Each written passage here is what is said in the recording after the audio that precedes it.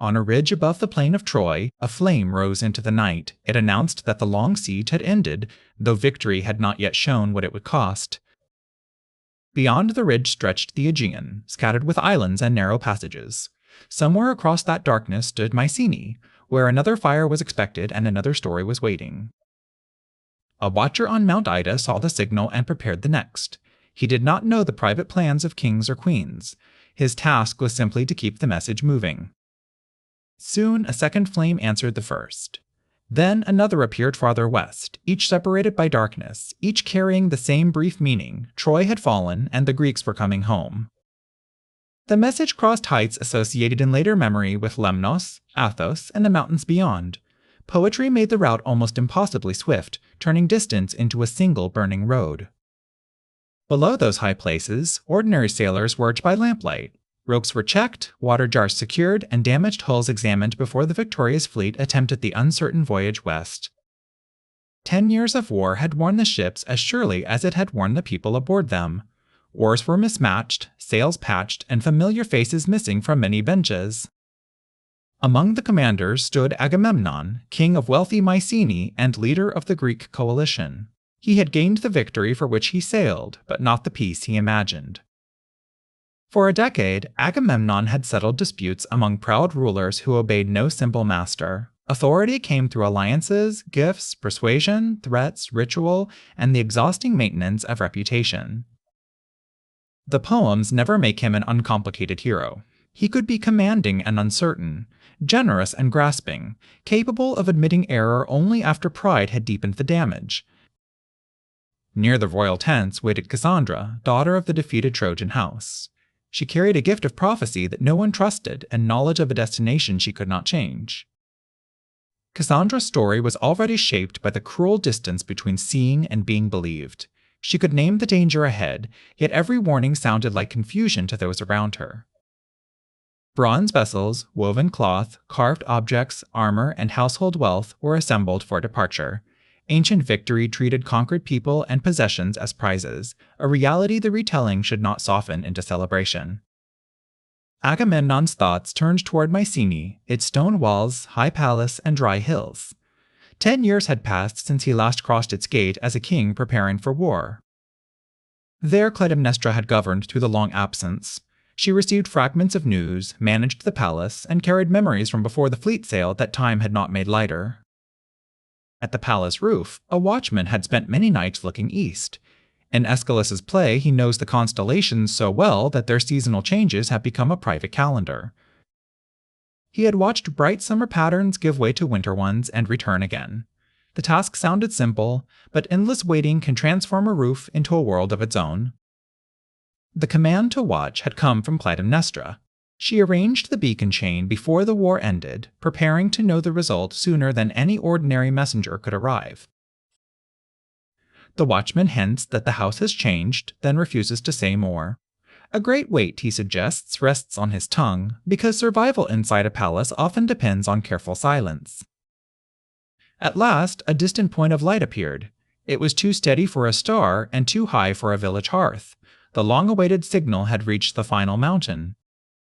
The watchman rose with relief and called toward the sleeping palace.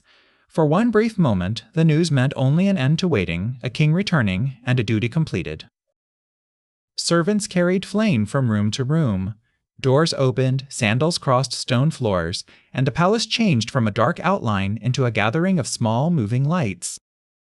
Clytemnestra did not meet the signal with simple surprise. She had prepared for it, and preparation gave her response the calm precision of someone whose next steps were already arranged.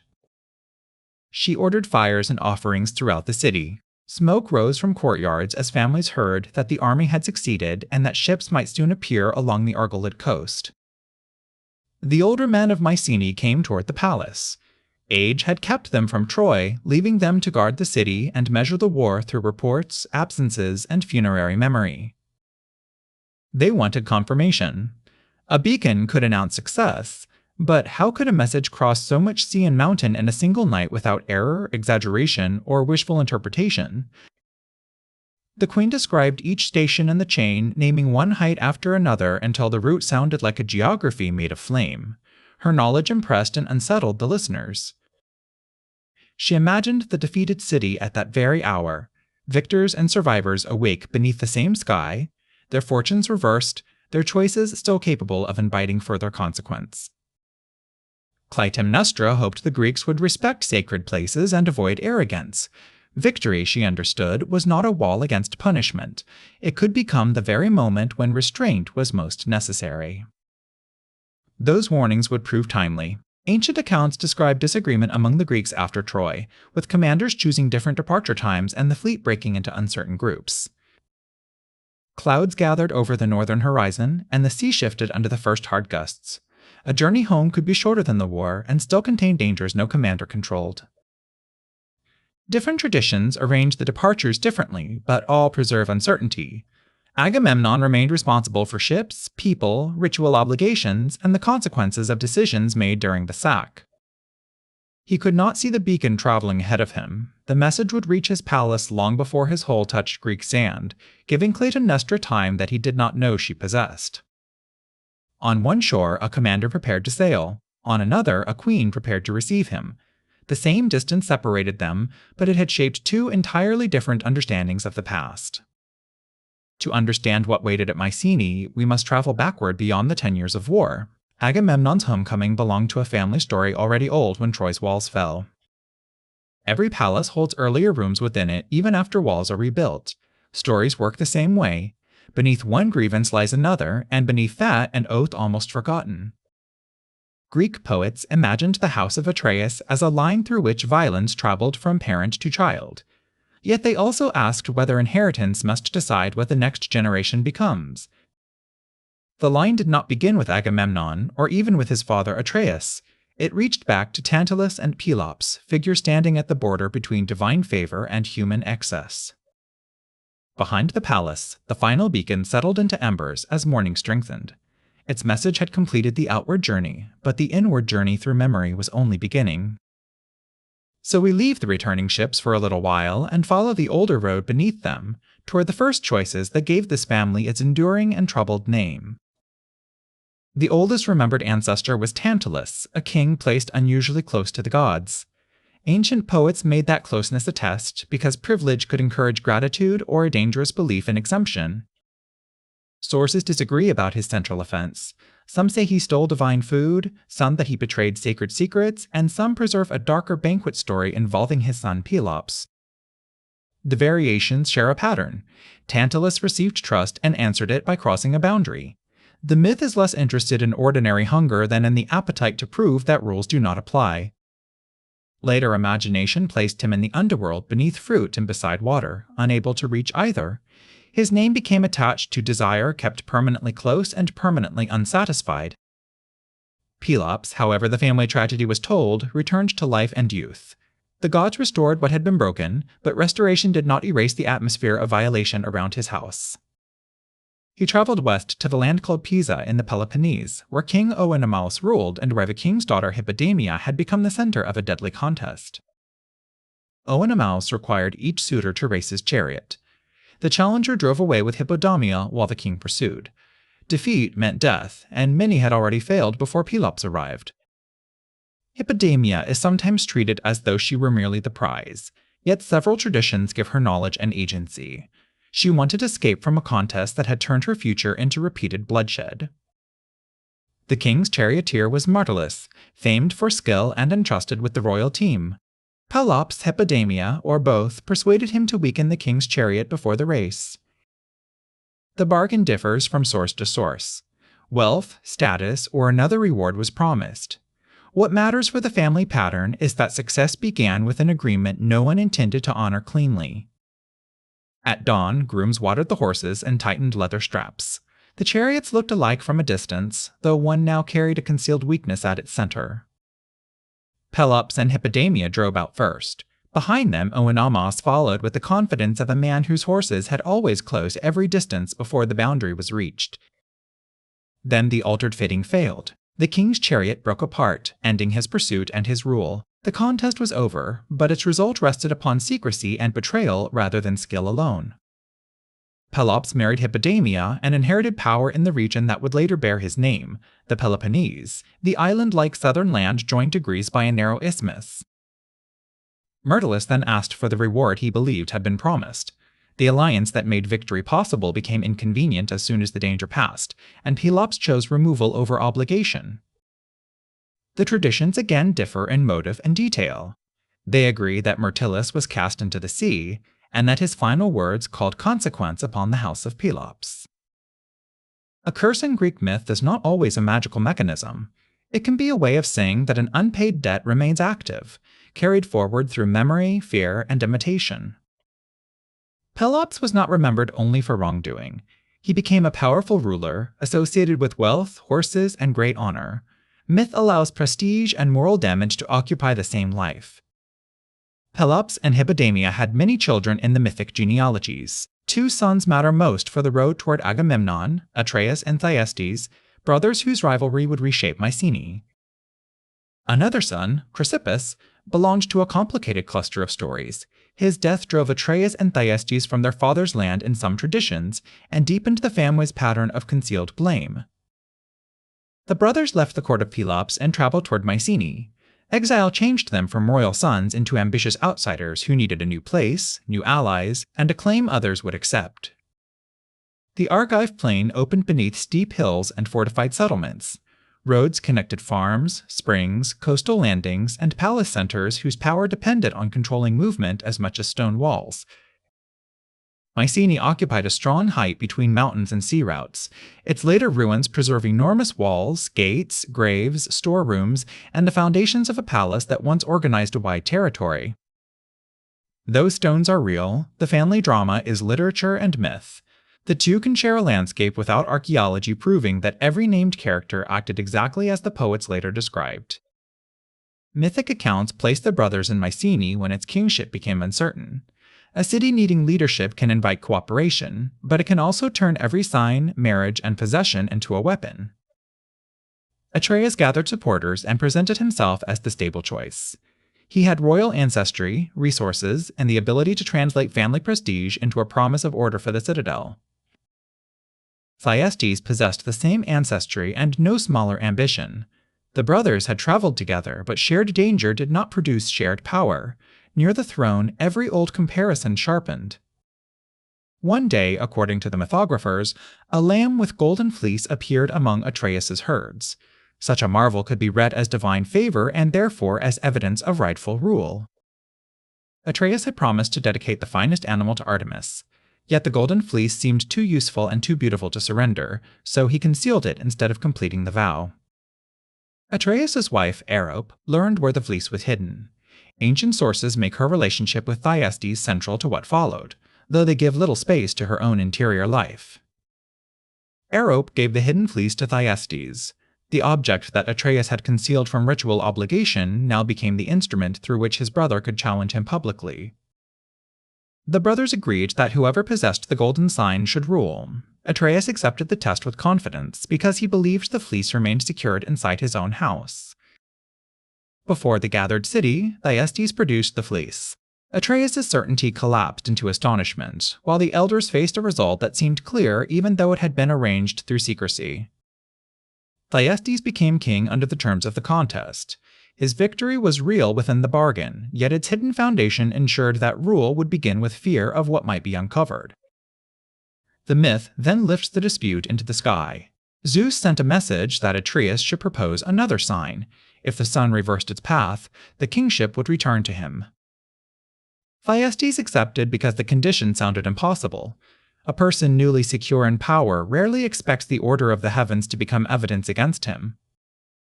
Then, in the mythic telling, the sun reversed its course. Daylight itself appeared to withdraw from the arrangement, and the city interpreted the wonder as judgment in Atreus' favor. Atreus reclaimed the throne and sent Thyestes into exile. He had won through a greater sign, but knowledge of Arope and the stolen fleece transformed political rivalry into intimate hatred. Neither brother now possessed a clean account of justice. Atreus had broken a vow. Thyestes had used betrayal. The god's sign settled the throne, but not the relationship beneath it. Thyestes walked away from Mycenae carrying humiliation and the memory of brief rule. Atreus remained inside with power, anger, and the dangerous freedom to decide what revenge might look like. Atreus now held Mycenae, its seal, storerooms, roads, and obligations. Yet the Golden Fleece had exposed betrayal within his marriage, and royal power gave his anger a dangerous reach. Ancient writers offer Arab little mercy and few words of her own. Some say Atreus punished her with death, others simply remove her from the story as the brothers' struggle darkens. Atreus did not consider exile sufficient. He wanted Thyestes to return willingly, to believe the quarrel had ended, and only then to discover how completely trust could be used against him. Thyestes lived away from Mycenae with several of his children. Distance protected him from immediate force, but exile also made every report from home a possible invitation back to power. A messenger arrived carrying Atreus's offer of reconciliation. The brothers, he said, should end their division, share a ceremonial meal, and let Mycenae see one royal family again. Thyestes had reasons to doubt, yet also reasons to accept. A restored place at court promised safety for his children and an end to the uncertainty that followed every road of exile.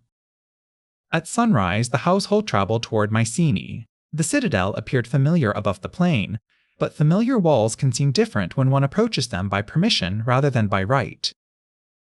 Atreus met his brother before witnesses and spoke with measured warmth. The visible ritual mattered. Elders and servants should believe that old rivalry had yielded to order and kinship. Guest rooms had been aired, water warmed, and clean garments laid out. Every ordinary kindness made the invitation more convincing and placed the returning family deeper inside Atreus's control. The king announced a private feast to seal the peace. In palace society, eating together could confirm obligation, protection, and shared status. Atreus chose that sacred language for its opposite purpose. During the preparations, several sons of Thyestes vanished from the guest quarters. The play and mythic summaries move quickly across what happened. This retelling leaves the violence outside the frame. Thyestes noticed unease among the household servants, but a guest does not easily read another king's palace. Silence could mean ceremony, fear, or merely the discipline expected before a royal meal. At evening, the brothers took their places. Cups were filled, lamps steadied, and formal words of restored affection sounded beneath beams darkened by generations of palace smoke. Thyestes ate what was offered because shared food was meant to end suspicion. The horror of the tale lies in that trust being turned into an instrument, not in details that need repeating. When the meal was complete, Atreus abandoned the performance of peace. He ordered tokens brought forward that revealed the fate of Thyestes' missing sons without any possibility of denial. Thyestes understood that he had unknowingly consumed food prepared from his own children. Greek drama presents this as the point where private revenge poisons kinship, hospitality, and sacred custom together. Unable to restore what was lost, Thyestes called future consequence upon Atreus and his descendants. His words did not repair the family, they gave grief a direction toward another generation. Atreus drove him out once more. The gates closed, the feast hall was cleared, and Mycenae returned to its routines, though everyone within the walls now knew what royal vengeance permitted. The throne remained Atreus's, but stability had not returned. Fear can produce obedience for a time, while quietly teaching every threatened person that survival may require an equally absolute reply. In later mythographic accounts, Thyestes sought an oracle and asked how Atreus might be overthrown. The answer began one of the tradition's most troubling episodes and the birth of Aeschylus. The oracle declared that a son born through Thyestes' own daughter Pelopeia would avenge him. Ancient myth preserves this violation. A sleep retelling can acknowledge it plainly without dramatizing the act. Pelopeia lived in Sicyon under the protection of King Thesprotus in one common account. She served at Athena's shrine, distant from the struggle that had already consumed her brothers. Thyestes came to the region in concealment. The encounter that followed left Pelopeia pregnant without knowing the man's identity, while she retained a sword that he had lost. Later, Atreus arrived seeking a political marriage. Believing Pelopeia to be Thesprotus' daughter, he married her and brought her to Mycenae, unaware of the child's true parentage. When the child was born, Pelopeia exposed him in the countryside in the older account. A shepherd found the infant alive, and a goat became attached to the story at his survival and name.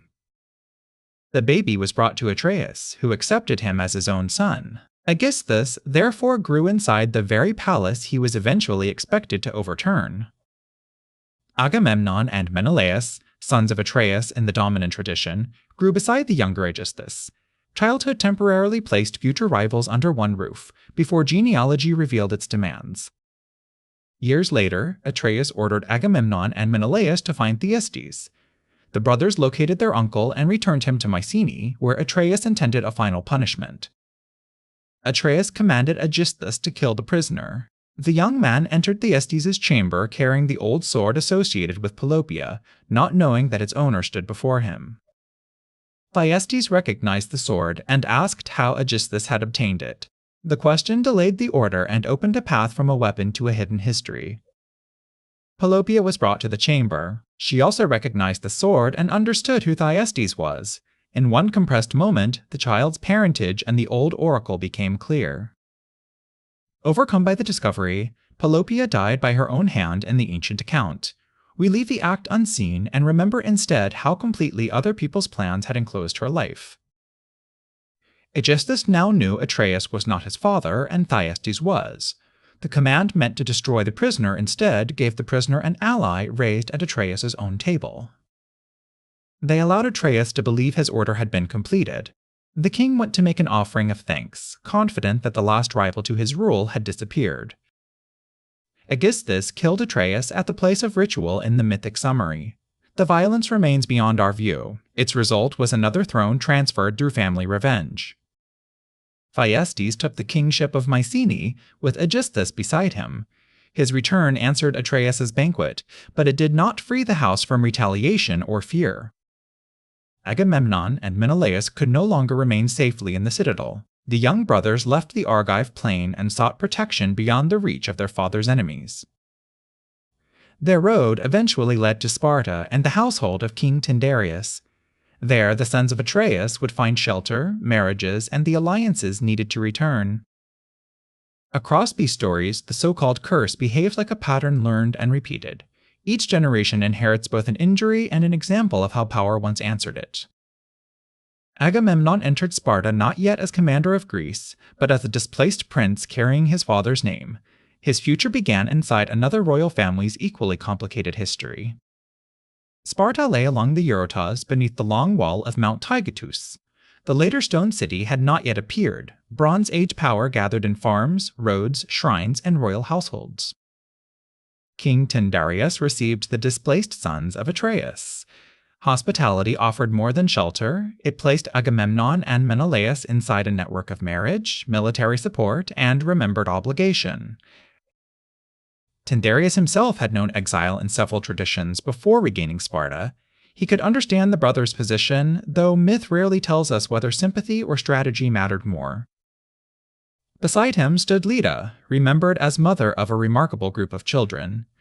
Their parentage changes among poets, combining mortal lineage, divine encounter, and the shifting logic of myth. Helen, Clytemnestra, Castor, and Polydeuces are arranged differently by different sources. Rather than force one family tree, it is better to notice how widely their stories traveled. Clytemnestra was no shadow beside her famous sister. The plays remember a capable royal woman with a disciplined voice, a durable memory, and the authority to govern a palace. Helen was celebrated for beauty before she had any control over what others would make that beauty mean. Kings and poets repeatedly treated her appearance as property, destiny, or explanation. Their brothers Castor and Polydeuces became the Dioscuri, protectors of travelers and sailors in later devotion. At Sparta, they also represented horsemanship, courage, and powerful family loyalty. Agamemnon and Menelaus entered this household as guests who needed allies. They carried royal descent but no secure throne, and each learned to build influence in a different way. Menelaus is often quieter in surviving poetry than his elder brother. His strength lay in connection. He could become part of another court without requiring every conversation to center upon command. Agamemnon remained oriented toward Mycenae. Every report from the Argive plain concerned him, and every new friendship at Sparta could become one more step toward restoring his father's house. Some mythographic sources give Clytemnestra an earlier husband, Tantalus, a son of Thyestes. This tradition makes her marriage to Agamemnon begin not in courtship but in force and bereavement. In that account, Agamemnon killed her husband and infant child before taking her as his wife. The later plays do not foreground this episode, yet it complicates any simple history of their marriage. Tyndareus threatened Agamemnon until the prince sought purification and protection. Whether this story is early or late, it remembers that Clytemnestra entered the union carrying reasons for distrust. Agamemnon and Clytemnestra were married. Their household would produce children and political strength, but the ancient tradition never allows us to imagine that both arrived with the same memories. The union connected the Atreid claim to Tyndareus' authority. Marriage among royal houses joined land, armed followers, guest friendships, and future children into one long political promise. With Spartan support, the sons of Atreus prepared to challenge Thyestes in Mycenae. Ancient summaries compress the campaign, leaving us to picture negotiations, shifting loyalties, and careful movement through the passes. The returning force crossed ridges and valleys toward the Argive plain. These were not anonymous armies, but households and allies, each person carrying provisions, obligations, and private hopes for the outcome. Inside Mycenae, the approach of Atreus' sons reopened old calculations. Some families had prospered under Thyestes, others remembered Atreus or judged that another reversal was inevitable. The surviving accounts do not give a detailed battle. They say Agamemnon and Menelaus drove Thyestes out and restored the line of Atreus to power. Aegisthus also disappeared from the center of rule.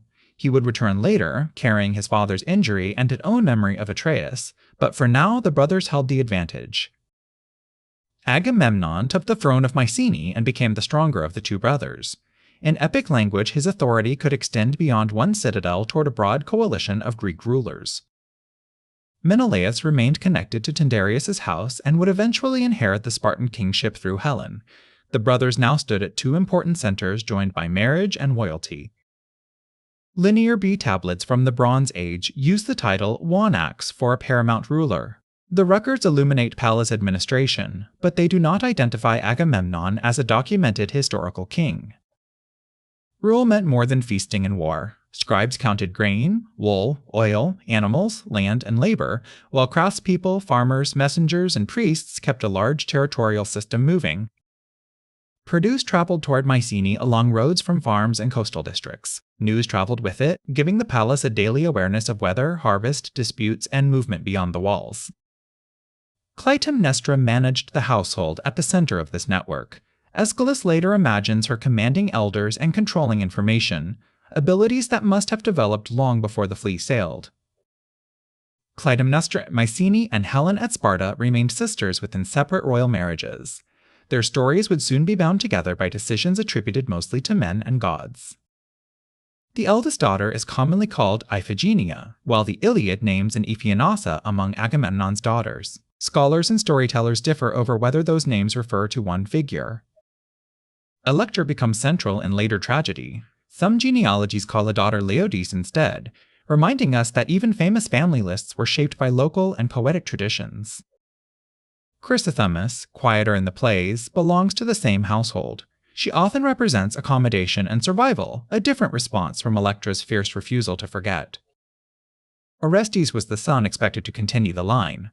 As a child, he could not know that adults would one day place the unresolved obligations of the whole house upon him. Before the great expedition, the family also knew ordinary mornings, bread warming near the hearth, lessons under a portico, looms sounding, horses led toward water, and gates opening to petitioners. To his children, Agamemnon could be father and distant king at once. Palace ceremony taught them that his body, voice, and decisions belonged partly to the wider community. Clytemnestra carried memories the public court did not need to acknowledge. The earlier marriage tradition, Atreus' violent house, and her own Spartan lineage remained beneath the royal image.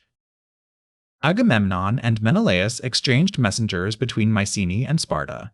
Their shared exile had produced durable loyalty, and each kingdom strengthened the standing of the other. As Helen reached marriageable age, rulers and princes began arriving at Sparta. Her marriage promised not only beauty but connection to Tyndareus, Menelaus' growing influence, and the Dioscuri. So many powerful suitors created a problem. Selecting one could turn all the others into enemies, making a wedding feast the possible beginning of a regional war. Within Tyndareus' court, Agamemnon's restoration, Clytemnestra's marriage, Menelaus' prospects, and Helen's suitors now converged. Family arrangements were becoming the architecture of a much larger conflict. The next turn would begin not at Troy, but in this crowded Spartan hall, where anxious guests needed a promise strong enough to survive disappointment. Princes and kings arrived from across the Greek world seeking marriage with Helen. Their ships, horses, gifts, and armed companions turned Tyndareus' household into a map of competing power. Ancient lists include figures from islands, western coasts, central plains, and the Peloponnese. The exact names vary, but the scale of interest remains the important point.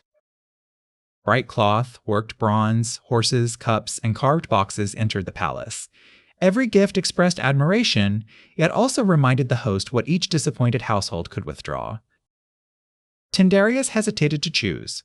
A father and king could favor only one suitor, while every rejected man remained wealthy enough to make the decision costly. Odysseus of Ithaca appears in the later mythographic account as a suitor with little expectation of success. He watched the problem closely and saw that fear, not preference, held up the choice. Odysseus desired Penelope, a niece of Tyndareus in common genealogies. He offered a solution to Helen's marriage problem in exchange for help securing a marriage of his own. His proposal was simple and far-reaching. Before Helen's husband was selected, every suitor should swear to defend the chosen marriage against anyone who wrongfully disturbed it. The oath transformed private disappointment into a shared obligation. Each man gained protection for the marriage if chosen, and each accepted the same burden if another succeeded. Some accounts say Tyndareus sealed the oath with a sacrificed horse, over whose remains the suitors swore. We keep the ritual off-screen and retain only its solemn weight. One by one, the suitors agreed to protect Helen's marriage. Spoken before rulers, gods, and community, the promise became more durable than anyone's present mood. For the moment, the oath solved a wedding problem. Years later, it would become the mechanism by which one household crisis called ships from nearly every Greek shore. Helen became the wife of Menelaus. Whether Tyndareus chose him, Helen chose him, or political circumstances settled, the matter differs among sources and later retellings. Menelaus brought Atreid prestige, his brothers restored power, and years of connection to Sparta. The quiet exile had become a candidate able to unite two important royal houses. The wedding was celebrated, and the suitors departed without turning rivalry into violence. The oath appeared to have done exactly what Odysseus intended. In time, Tyndareus yielded the Spartan kingship to Menelaus. The former guest now ruled the household that had sheltered him, while Helen became queen of her birthplace.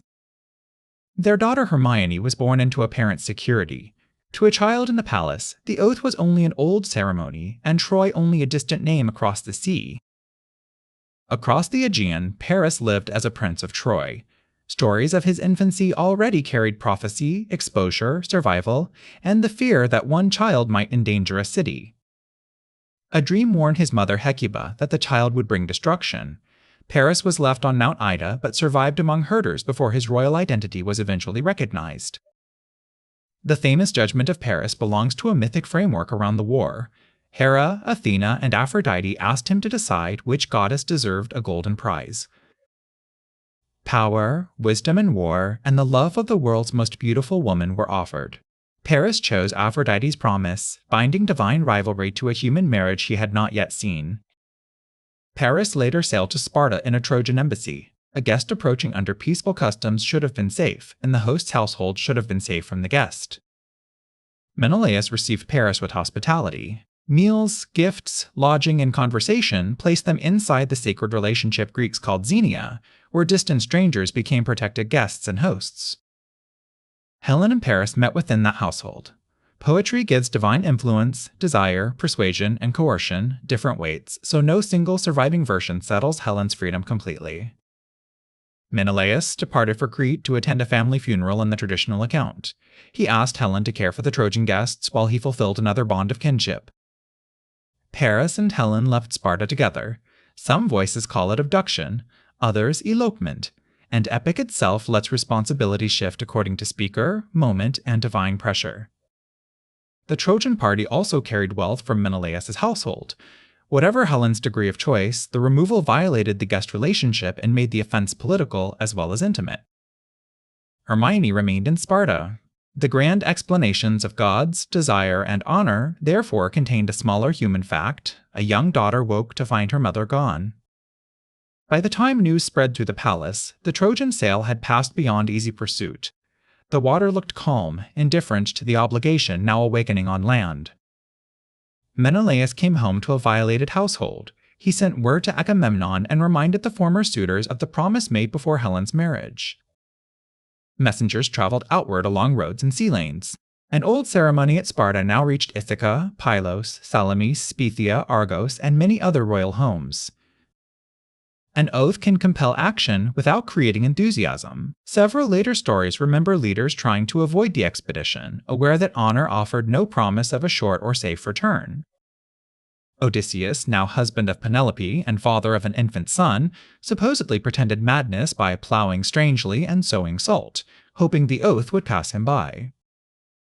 Palamedes placed the infant Telemachus in the plow's path, and Odysseus turned aside. The test exposed reason beneath the performance and forced him toward the war he feared. Another tradition hides young Achilles among the daughters of King Lycomedes. Odysseus revealed him by placing weapons among gifts and sounding an alarm that drew the warrior forward. Nestor of Pylos joined as an older ruler whose stories connected the expedition to earlier generations. His counsel offered continuity, even when younger commanders did not follow it. Hull after hull reached the appointed coast. Crews unloaded water jars, grain, sailcloth, spare timber, weapons, bedding, and all the practical weight behind a heroic catalogue. As the most powerful king and Menelaus's brother, Agamemnon became commander of the coalition. The family oath now placed thousands of other households beneath his decisions. Some traditions tell of an earlier mistaken landing and a return home before the true expedition. The mythology of departure is layered, reflecting many poets and local memories. At last, the coalition gathered at Aulis on the narrow waters opposite Euboea. Ships crowded the shore, but the wind required to carry them east did not come. Day followed windless day. The oath had assembled the expedition, yet no oath could move a sail. Command now met a silence that everyone interpreted as divine refusal.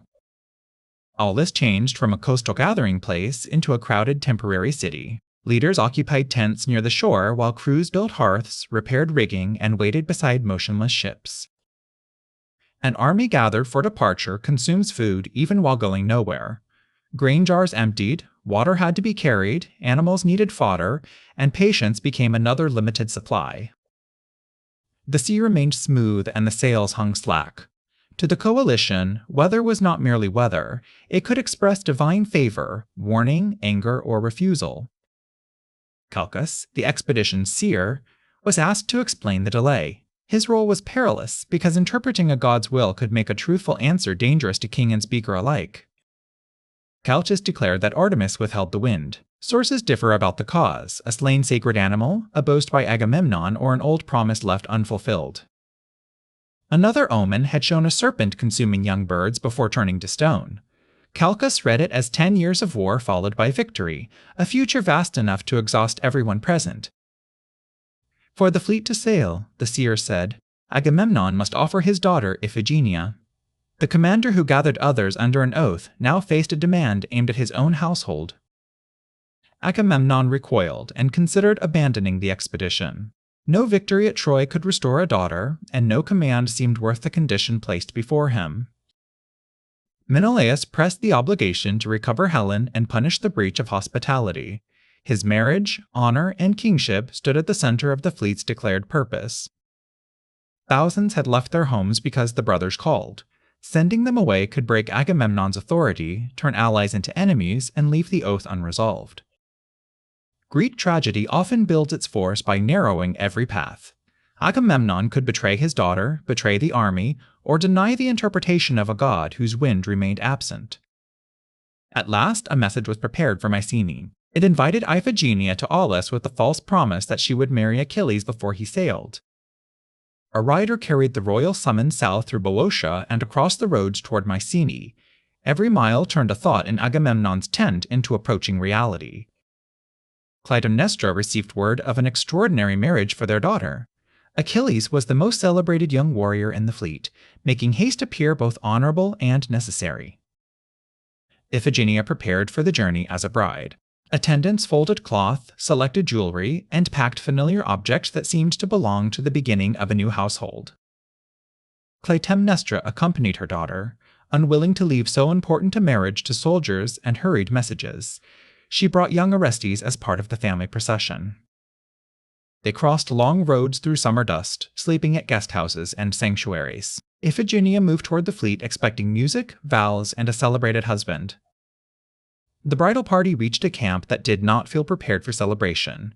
Men watched too carefully, conversation stopped, and the famous groom knew nothing about a wedding.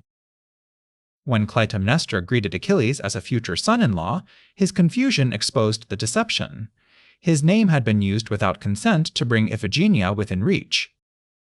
An old servant explained what the commanders intended. Celebration fell away, leaving mother and daughter to understand why the windless camp had truly summoned them. Clytemnestra confronted Agamemnon with the marriage, their children, and the trust he had used. Her argument joined private grief to the public dishonor of deception. In Euripides' later play, Achilles offered to defend Iphigenia because his name had been misused. Yet even his strength could not easily overcome an entire army's expectation. Menelaus, who had first pressed his brother, softened when the consequence became immediate. He urged Agamemnon to abandon the plan, but the army's momentum had moved beyond their private debate. Agamemnon discovered that a commander can create a demand he can no longer command. The coalition believed its honor, voyage, and divine permission all depended upon one act. Euripides gives Iphigenia a final change of mind, accepting death for Greece. Readers still debate whether this is heroism, pressure, patriotic language, or a young woman adapting to entrapment. Aeschylus offers no comforting consent. His chorus remembers the young woman restrained, her appeal silenced, and the father's choice marked as an offense that will be remembered at home. Other traditions say Artemis replaced Iphigenia with a deer and carried her far away to serve at a sanctuary. In those versions, Clytemnestra may not know her daughter survived. For the Oresteia's moral world, Iphigenia dies at Aulis. We do not enter the ritual space. We remain outside with the windless sails and those who must live afterward. Clytemnestra left Aulis knowing that her husband had chosen the expedition over their child. No explanation about gods or armies could prevent that knowledge from traveling home with her. Then air moved across the harbor. Ropes stirred, water changed texture, and one slack sail lifted as though the coast itself had released a held breath. Crews hurried to extinguish fires, load jars, roll bedding, and push hulls toward deeper water. Waiting ended so suddenly that grief received no quiet interval. Agamemnon returned to his command ship.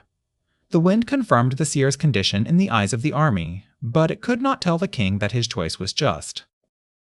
One ship after another moved from Aulis into the narrow channel. Oars found rhythm, sails took pressure, and the assembled oath began its eastward journey. Clytemnestra traveled toward Mycenae without the daughter who had shared the outward road. The same milestones now measured the distance between trust and memory. At the palace, folded garments and loom weights remained where Iphigenia had left them. Ordinary objects can preserve absence more steadily than speeches or monuments. Orestes was too young to understand the expedition's price. He knew only that the household had changed and that adults lowered their voices around his sister's name. Electra was old enough to remember departure, expectation, and the return without Iphigenia. Later tragedy would make remembrance the central discipline of her life. The fleet sailed toward Troy, while Mycenae entered a decade measured by messenger reports and missing faces. Husband and wife now inhabited different worlds of consequence. Aulis established the question that would follow Agamemnon home, whether responsibility disappears when authority claims necessity. The plays will answer by showing memory does not disappear with distance. The Aegean opened before the coalition. Behind them, the wind continued through Aulis, smoothing over an emptied shore where the cost of departure could no longer be recalled. The coalition reached the coast near Troy and pulled its ships onto the sand. What had begun as a voyage became a settlement of hulls, shelters, storerooms, paths, and guarded fires. Troy stood inland above a broad plain crossed by rivers and roads. Its walls protected the city, while allies, farms, and nearby communities sustained resistance beyond any single gate. 10 years need not mean one unbroken assault. The Greeks raided surrounding settlements, searched for supplies, negotiated with allies, guarded ships, and repeatedly tested Troy's defenses. Agamemnon coordinated leaders who were kings in their own lands. His authority depended on prestige, distribution of captured wealth, persuasive assemblies, and the coalition's continuing belief in shared purpose. In the Iliad, prizes made honor visible. A vessel, animal, armor, or captive could show how the army valued a warrior's effort and how the commander ranked each man. Among Agamemnon's prizes was Chryseis, daughter of a priest of Apollo. Epic treats her as an object of exchange, but behind that language was a displaced person separated from home. Her father Chryses came to the ships carrying sacred emblems and a rich ransom. He asked the army to respect Apollo and allow his daughter to return. The army favored acceptance, yet Agamemnon rejected the request harshly. Command became personal possession, and a public decision ignored both communal judgment and sacred caution. The priest prayed, and Apollo's plague entered the camp. Fires burned for the dead beyond the tents, while fear turned every ordinary sound into another sign of spreading illness. For 9 days the suffering continued. On the 10th, Achilles called an assembly, not merely as the finest fighter, but as a leader willing to challenge paralysis. Calchas knew the cause, but feared the king's anger.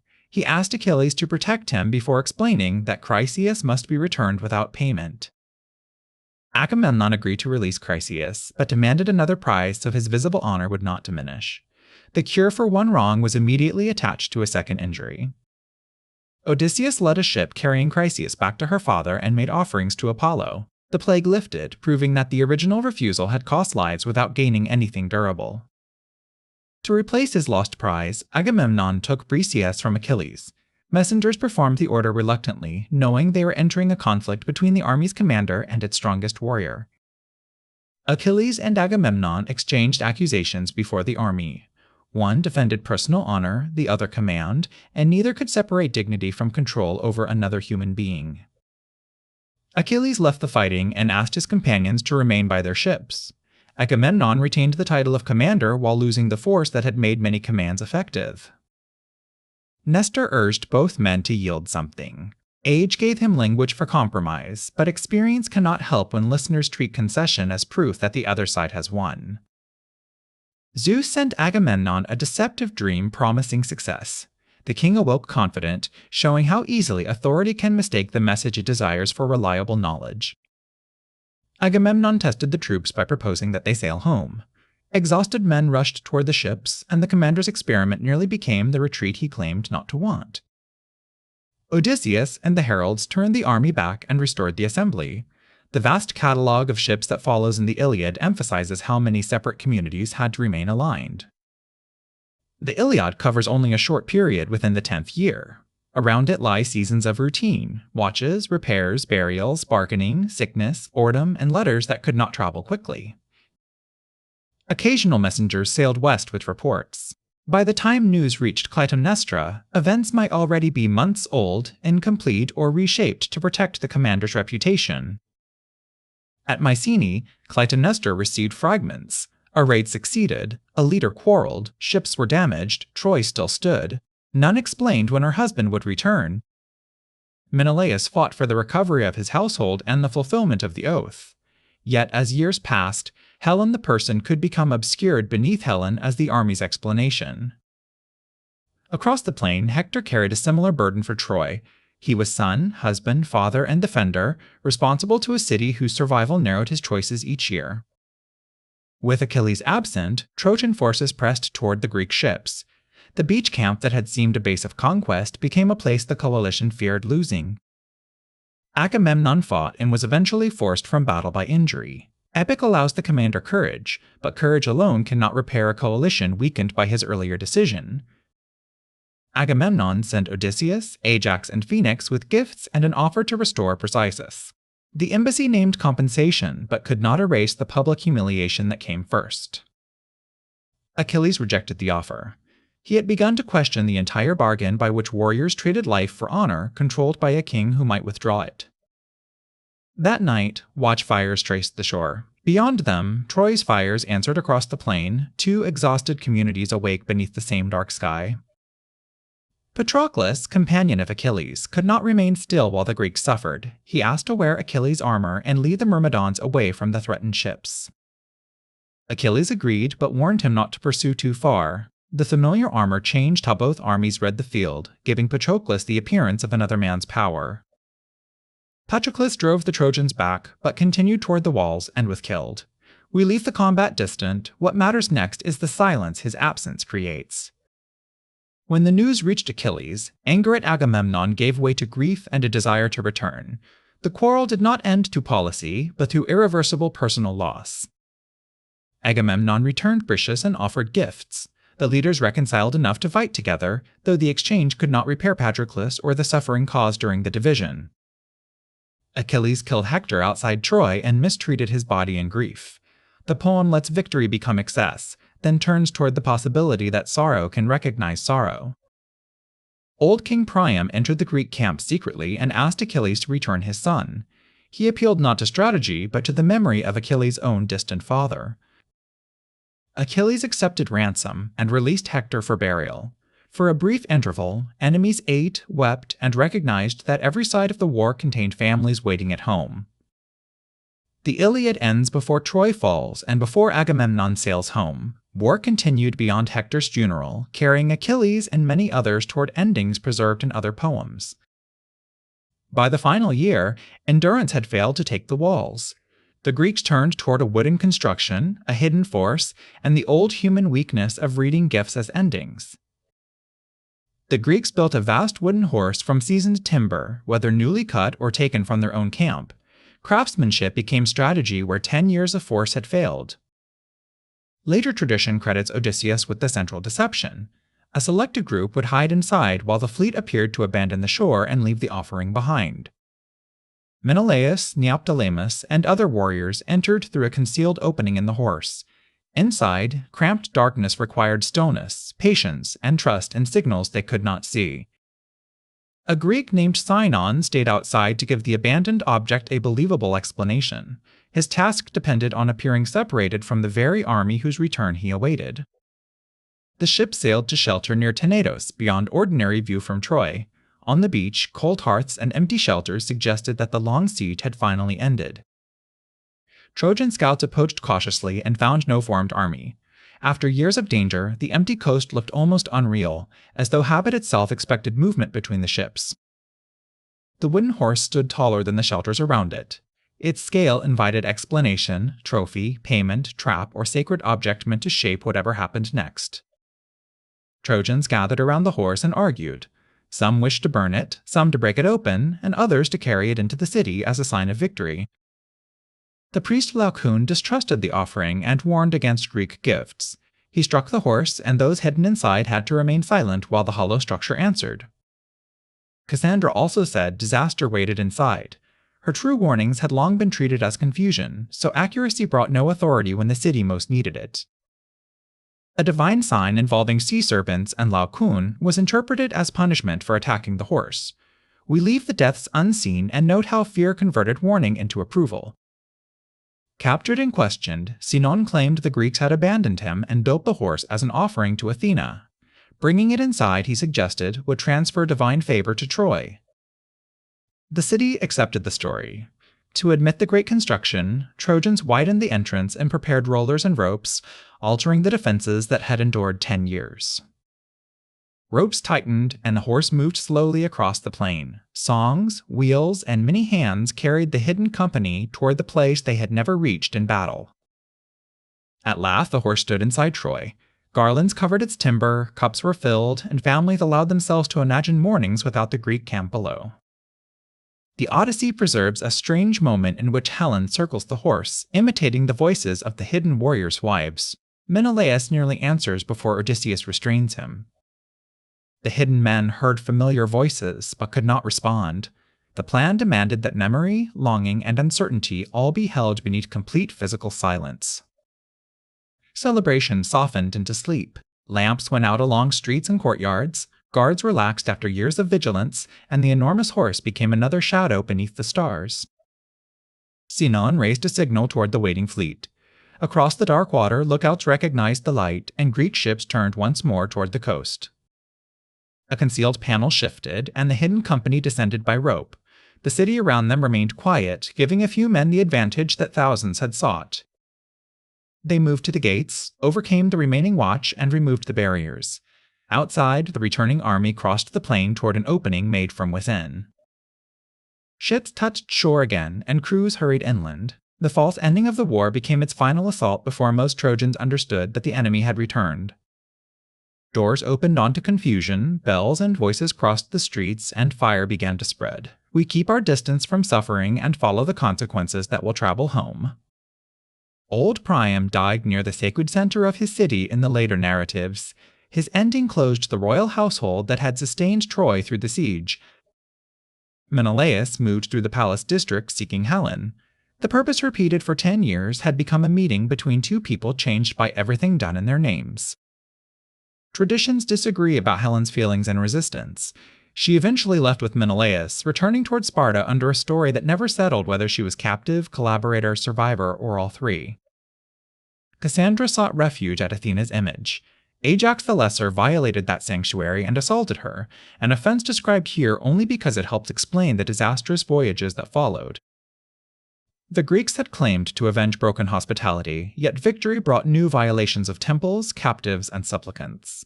Success did not make every action within it just. Cassandra was assigned to Agamemnon as a captive and would sail in his ship. The commander treated her as a prize, repeating the honor system that had already divided his army. She knew Troy had ended and believed Mycenae held another death ahead. Her curse was not ignorance of the future, but the inability to make true knowledge change anyone's path. Trojan women were divided among the victors, carrying grief into many separate voyages. Epic homecomings often begin with triumph, while another person's home has just been erased. Bronze vessels, textiles, weapons, carved furniture, and sealed chests moved toward the beach. 10 years of declared purpose now became cargo distributed among leaders and crews. Even departure produced disagreement. Menelaus wanted to sail quickly, while Agamemnon favored remaining for offerings. The coalition that had endured Troy began separating almost at once. Athena's protection had been invoked through the horse, yet the violation of her sanctuary now demanded consequence. Myth turns the homeward sea into a place where victory meets accountability. By morning, smoke covered the city and its gates stood open. The Greeks could leave the landscape, but what happened there would continue inside captives, survivors, and returning soldiers. Later tragedy remembers the death of Hector's young son Astyanax to prevent future revenge. We leave that act unseen and note the terrible logic by which fear creates what it fears. Some leaders sailed immediately, some delayed, and some quarreled with the gods or one another. There would be no single Greek homecoming, only many routes through changing weather. Agamemnon boarded with treasure, followers, and Cassandra. He also carried 10 years of command and choices whose meaning would look different inside the palace at Mycenae. Before the last ships disappeared, a victory flame was raised. Far beyond direct sight, Clytemnestra's chain of watchers waited to carry that single message across islands and mountains. The fleet turned west as evening deepened. Behind lay a ruined home. Ahead lay homes preserved in memory, each one changed by the long absence before any sail appeared. After the ships disappeared eastward, Mycenae opened its gates as usual. Farmers arrived, scribes counted stores, and the palace discovered that absence still required daily government. Agamemnon's chair remained a symbol of authority, but symbols cannot answer petitions or release grain. Decisions gathered before Clytemnestra because the kingdom could not wait with its king. She heard disputes, received messengers, supervised stores, and maintained alliances. Aeschylus exaggerates nothing by imagining her politically capable. 10 years of rule would require practiced judgment. Clay ceilings recorded movement through storerooms, while tablets organized wool, oil, grain, land, and labor. The queen's power rested partly in making this quiet machinery continue. One harvest passed, then another. Each season could be described as temporary, though children grew taller and the war became the permanent horizon behind every plan. Iphigenia's room was eventually cleared for other uses, but absence did not vanish with the objects. Clytemnestra knew precisely whose decision had prevented her daughter's return. Messengers brought news of landings, raids, quarrels, and losses. A report could be official, delayed, or designed to preserve morale, leaving the listener to judge what had been omitted. Year after year, the essential message remained unchanged. Troy still stood, and Agamemnon remained away. Victory was always possible in the next season, making preparation for return impossible to finish. Clytemnestra created or commanded a chain of beacon stations from the Aegean toward Mycenae. Aeschylus describes the route with proud precision, turning information into a feat of rule. The dramatic route leaps from Ida near Troy to Lemnos, Athos, Euboea, and onward across the mainland. Geography bends, but the image of coordinated watchers remains powerful. At every station, attendants stored wood, oil, and kindling away from rain. A signal system succeeds not through one spectacular flame, but through years of readiness for an unknown night. Lookouts learned the horizon and relieved one another through cold, heat, and cloud. Most nights brought no message, yet every watch had to behave as though this might be the night. Practice fires tested visibility and timing. False alarms had to be prevented because the palace would act upon a light whose distant origin no one at Mycenae could question directly. Clytemnestra spoke confidently in council, a quality the chorus both recognizes and distrusts. Their discomfort reveals expectations about gender as much as evidence about her plans. At some point, Aegisthus returned to the Argive world. He carried the history of Thyestes and Atreus, making Agamemnon's absence an opening for both desire and inherited revenge. Aegisthus could see himself as the survivor of Atreus's violence and the rightful enemy of Atreus's sons. Genealogy offered him a ready explanation for whatever he chose next. In the Odyssey, Aegisthus seduces Clytemnestra, kills Agamemnon, and rules until Orestes takes revenge. That account makes him the principal architect of the homecoming murder. Aeschylus gives Clytemnestra command of the plan and its language. Aegisthus appears later claiming the family feud while she claims Iphigenia and the injuries of marriage. Whatever their private relationship, the pair possessed different reasons to oppose Agamemnon. One remembered Atreus, the other remembered Aulis, long absence, and the husband's expected return with a captive woman. 10 years cannot be reduced to constant rage or one secret romance. Governance, parenting, grief, fear, companionship, and calculation would have overlapped, changing weight as the seasons passed. Electra grew from child into young woman within her mother's court. She remembered Iphigenia and father differently, shaping an allegiance that later tragedy makes fierce and uncompromising. Agamemnon could become larger in memory because he was far away. Electra did not witness his daily failures, while every conflict at home had a present face. The sources do not preserve 10 years of their conversations, only the hostility visible later. Somewhere in the waiting, grief that might have joined them hardened into opposing loyalties. Chrysothemis survived by accommodating the household that existed. Her caution would later anger Electra, yet adaptation can be another response to danger rather than simple weakness. Young Orestes was removed from Mycenae and raised elsewhere, often in the household of Strophius in Phocis. Sources differ about who arranged the escape and when. Sending him away could protect the heir from Aegisthus, remove a threat from the palace, or accomplish both. Myth preserves the fact of distance more clearly than the motive. At Strophius's court, Orestes grew beside Pylades, who became the loyal companion of his return. A friendship formed far from Mycenae would eventually enter its oldest conflict. Within Mycenae, servants and elders formed private expectations. Some remained loyal to Agamemnon, some depended on Clytemnestra, and others waited to discover which future would be safer. Aegisthus gathered supporters without openly taking the throne. Familiarity, gifts, family claims, and presents could slowly make him part of decisions once reserved for the absent king. The Odyssey says Agamemnon left a singer to guard Clytemnestra, whom Aegisthus removed to a deserted island. The detail belongs to Homer's simpler emphasis on seduction and betrayal. Aeschylus repeatedly imagines the coming murder as a net, woven patiently, hidden within hospitality, and tightened only after the returning king has entered familiar rooms.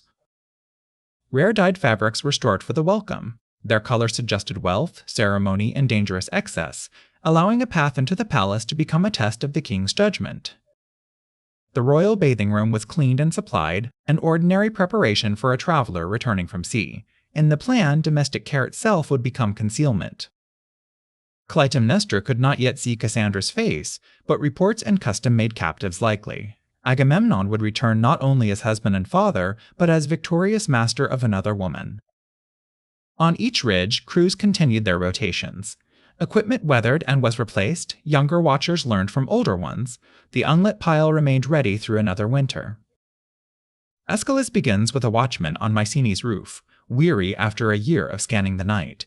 He longs for release, yet fears what the awaited light will begin. Then a bright point appeared where darkness had always been. The watchman rose, checked the horizon, and recognized the signal for Troy's fall.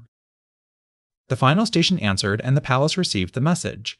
10 years of uncertainty contracted into one fact: Agamemnon had won and might soon come home. Clytemnestra entered the council and described the fire's journey with confidence. The elders wondered whether a woman's hope had outrun evidence, then watched details confirm her control.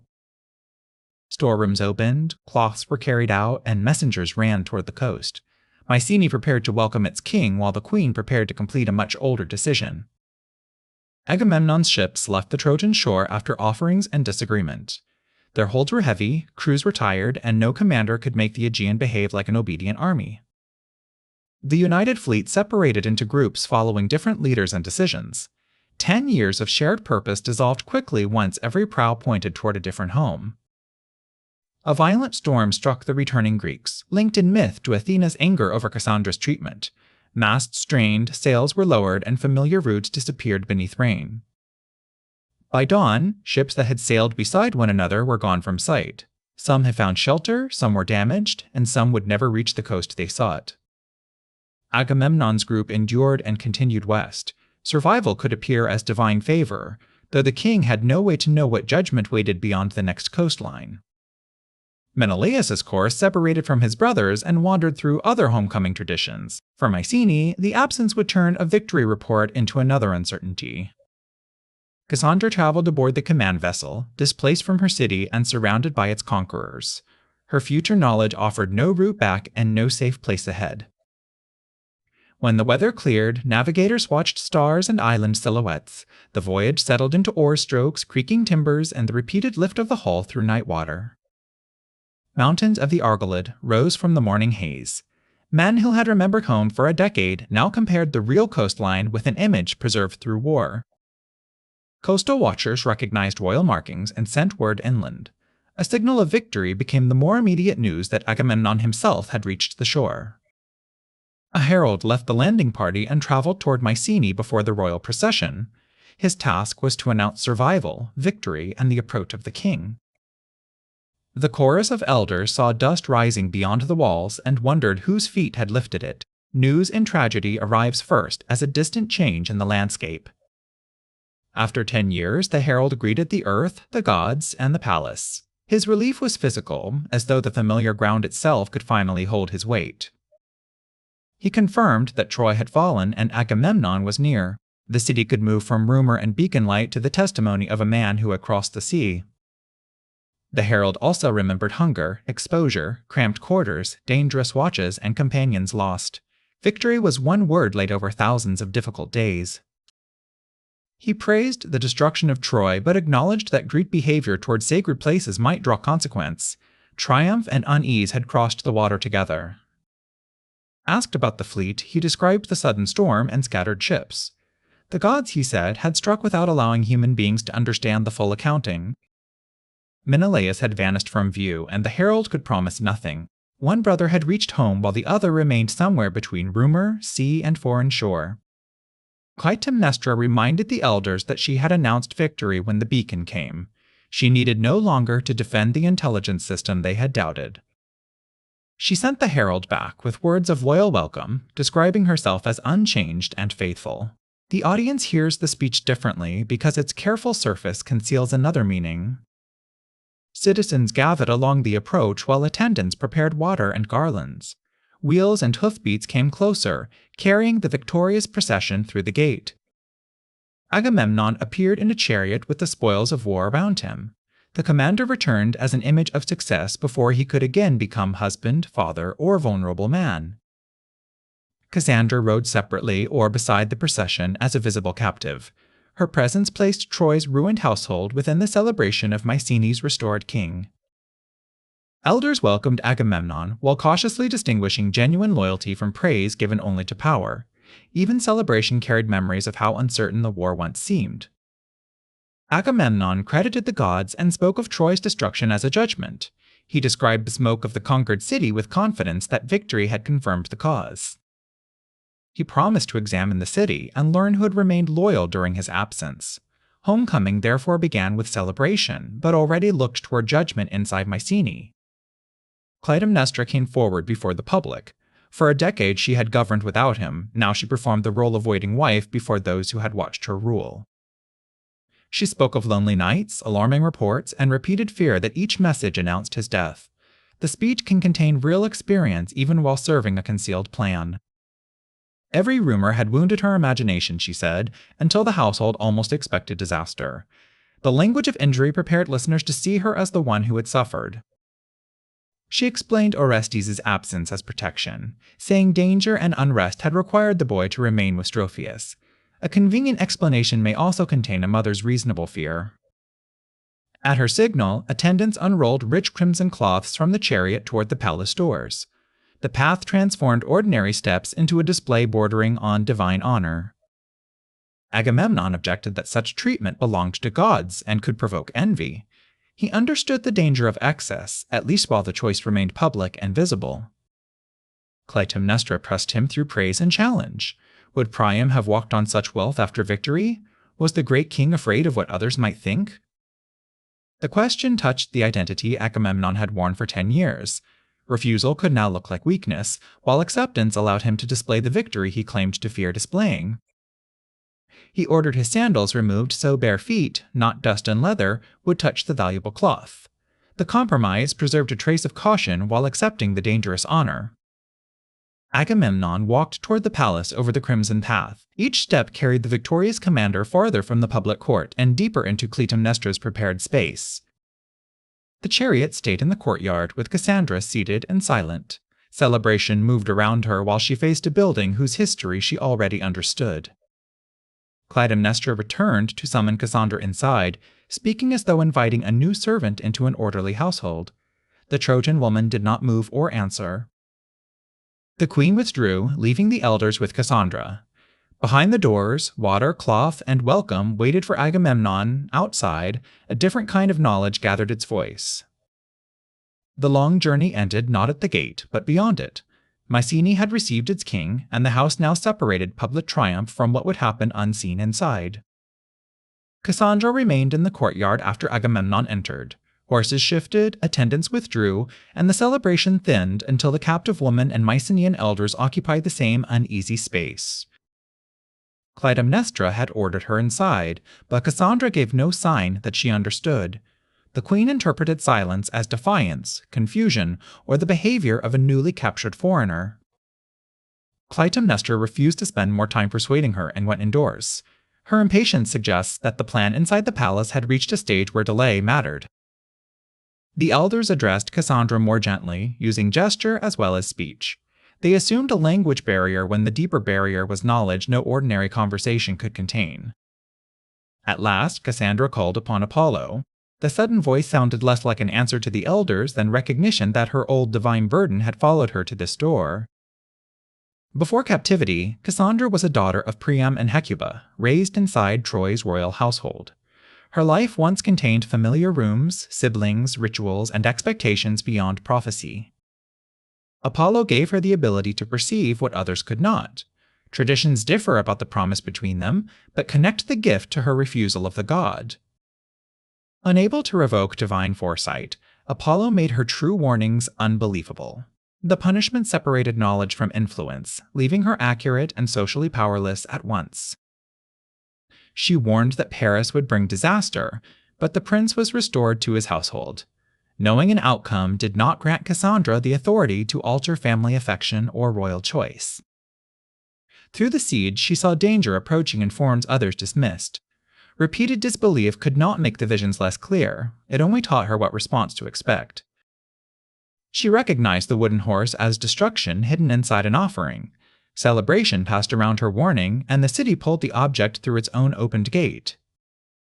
When Troy fell, Cassandra sought Athena's protection and was assaulted at the shrine. That violence remains off-screen, its consequence follows the Greeks across the sea. Agamemnon claimed her as a captive prize and brought her west. For him she displayed victory, for her the voyage carried one destroyed palace toward another dangerous house. Now Mycenae rose around Cassandra in painted walls, timber beams, and unfamiliar voices. The architecture differed from Troy, but the atmosphere of approaching loss did not. She said the palace carried a scent of ancient death. The elders heard wild metaphor, while Cassandra perceived the accumulated memory of acts the family preferred to keep indoors.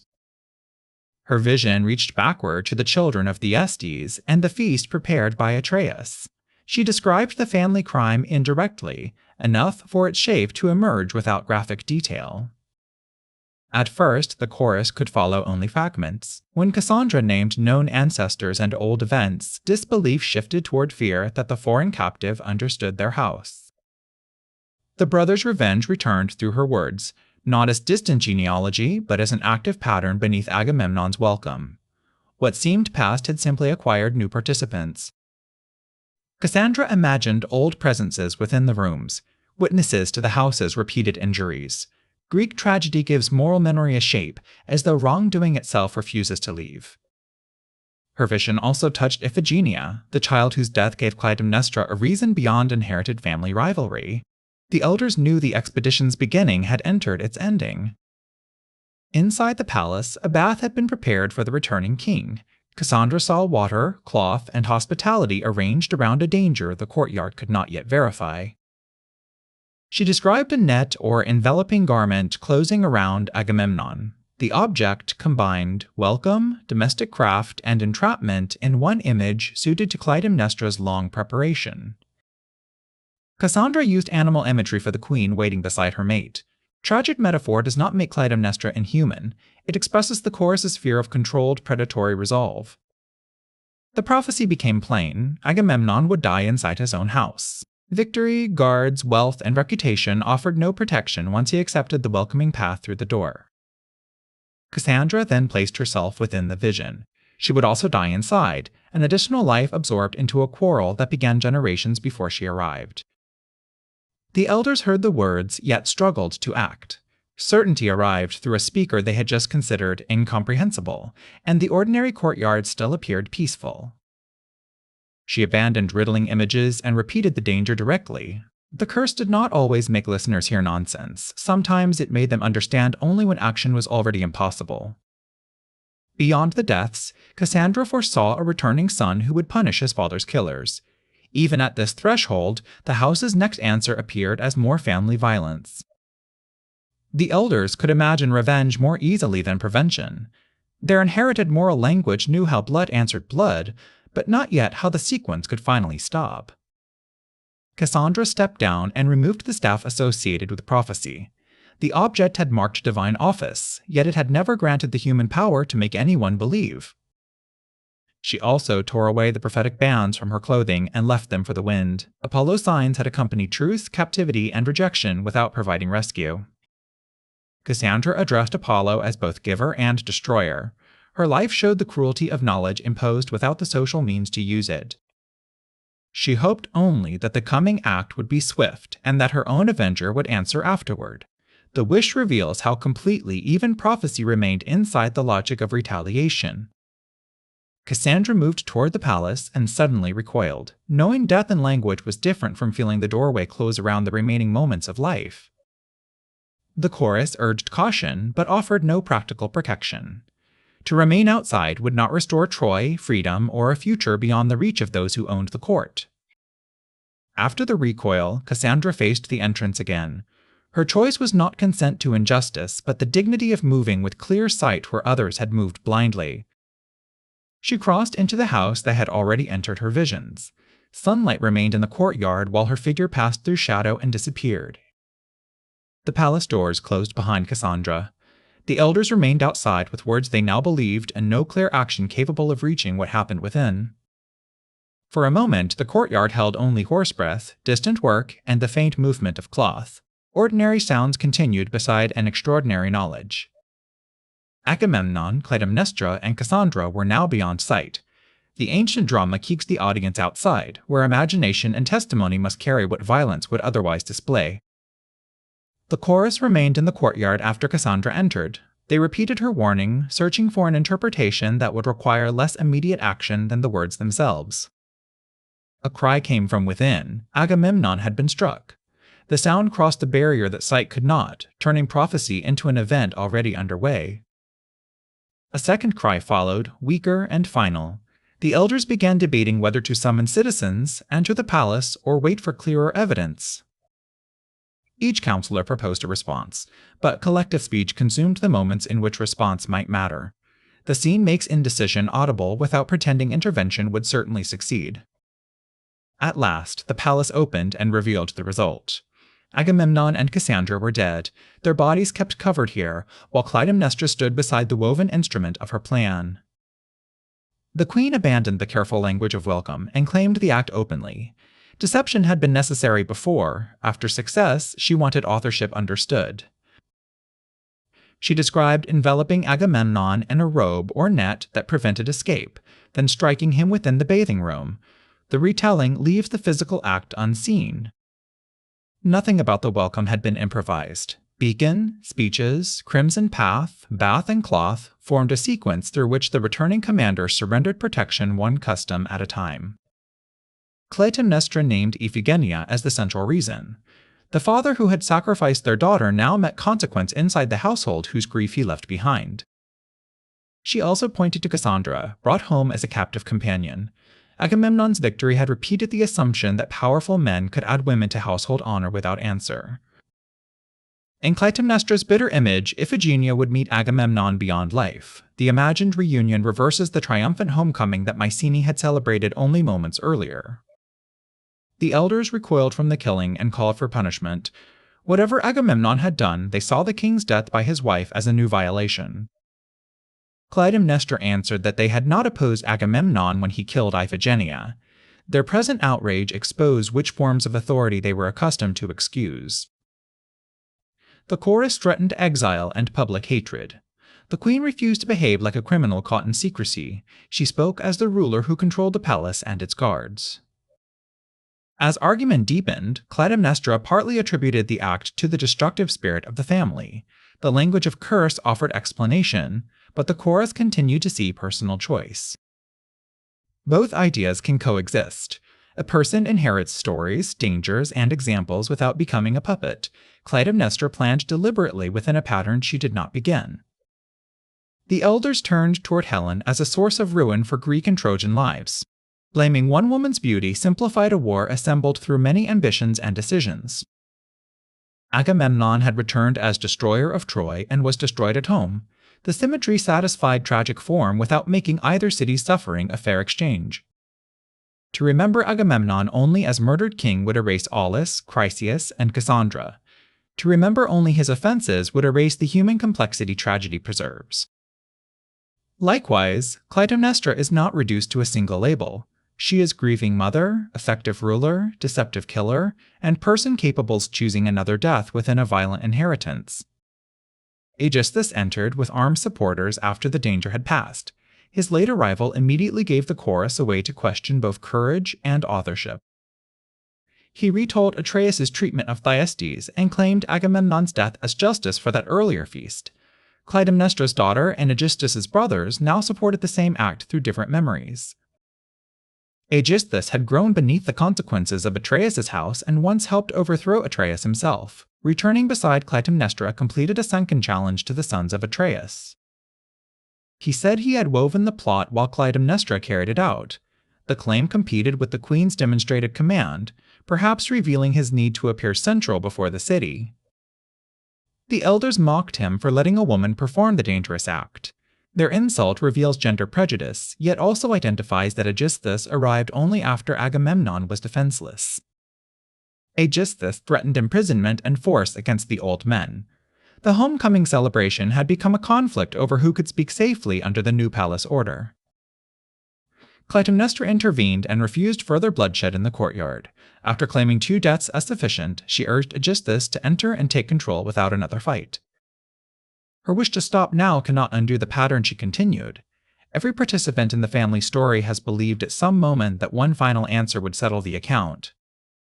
Palace guards changed positions and loyalties before the night was over. Entrances once organized around Agamemnon now reflected the authority of Clytemnestra and Aegisthus. Beyond the citadel, the story spread in fragments. The king was home, the king was dead, the queen claimed justice, and Aegisthus stood beside her. Later plays imagine Electra enduring the new household order. Whether she witnessed the immediate aftermath or learned it gradually, her loyalty to Agamemnon hardened into purpose. Orestes remained in Phocis, beyond the reach of the first hours. Distance preserved his life while allowing adults at Mycenae to define what duty would await him. Someone carried news towards Strophius' court. Each retelling chooses different helpers, but the essential fact is that Agamemnon's son learned his father had been killed at home. Agamemnon and Cassandra were buried under the authority of those responsible for their deaths. The rites could honor the dead while also controlling how the city approached their memory. Cassandra's grave lay far from her destroyed city and family. In death, as in captivity, the Trojan princess became part of a Mycenaean story she had entered unwillingly.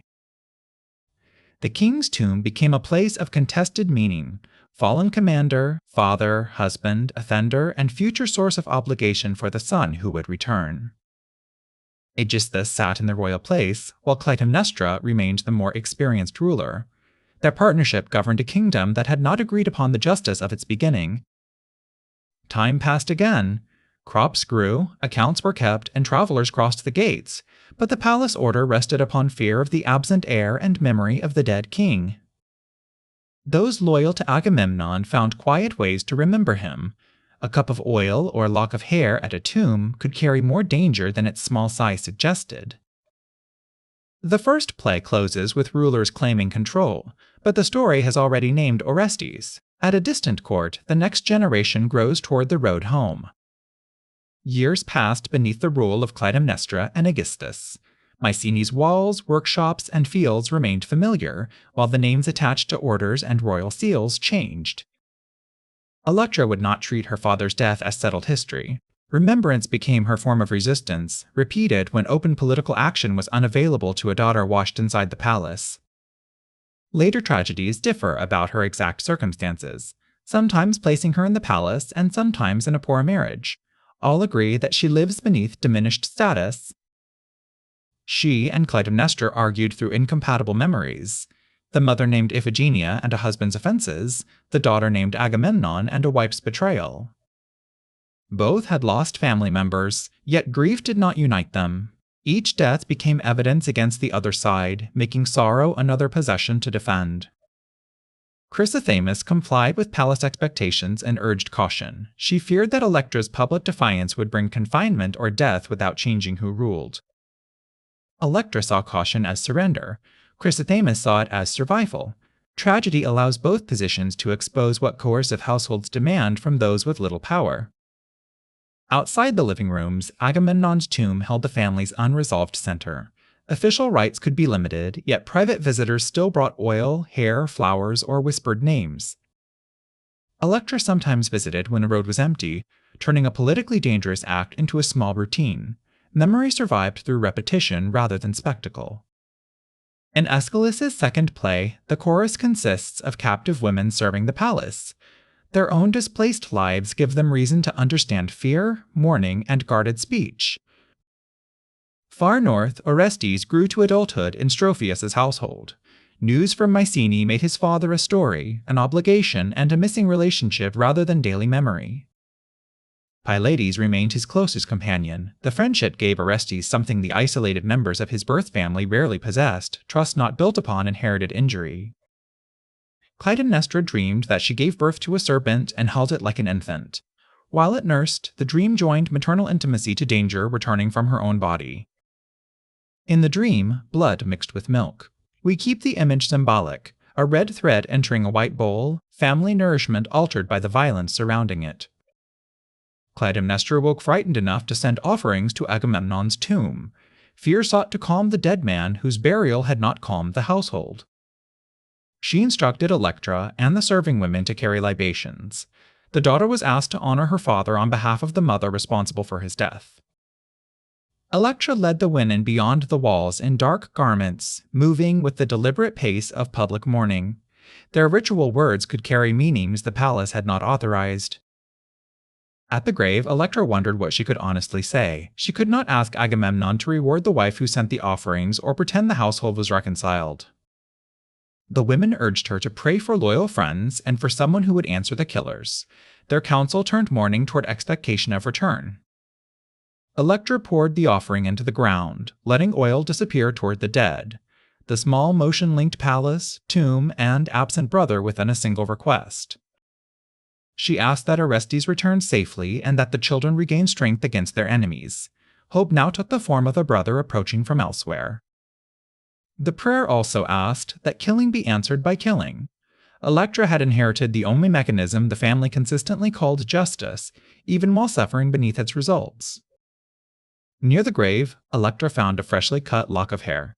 Its color and texture seemed like her own, suggesting that someone of the same family had recently stood there. She considered whose offering it might be. Friends were few, enemies would not honor Agamemnon, and Orestes was the person whose hair might resemble hers. Aeschylus adds footprints near the tomb that appear similar to Electra's. Later audiences have questioned the realism, but the signs belong to the play's ceremonial recognition. Electra's certainty rose faster than evidence. Years of waiting had made any family resemblance feel like a door opening toward the brother she repeatedly imagined. Fresh offerings confirmed that another mourner had come before the procession.